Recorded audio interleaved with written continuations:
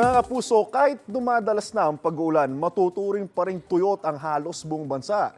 Base sa datos ng Pag-asa mula May 1 hanggang May 15, pulang-pula ang kulay ng ating mapa. Ibig sabihin na mga kapuso, way below normal rainfall amount ang naitatala pa rin natin. Lubhang hindi sumasapat ang ulan na ating natatanggap. Sa ngayon, mga panandilayang ulan o kaya mga local thunderstorm pa rin ang ating aasahan ngayong araw. Posible po ang heavy to intense rain sa maaaring magdulot ng baha o kaya namang ng landslide. Base po yan sa rainfall forecast ng Metro Weather. Sa madang hapon o gabi ang may mataas na tsansa ng ulan.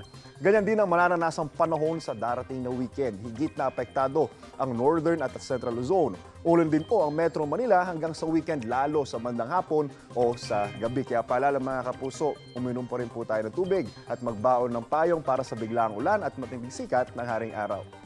Ako po si Anzo Pertiara. Know the weather before you go. Para mag-isip lagi, mga kapuso. Kapuso, para laging una ka sa mga balita, bisitahin at mag-subscribe sa GMA Integrated News sa YouTube. Sa mga kapuso abroad, samahan nyo kami sa GMA Pinoy TV at sa www.gmanews.tv.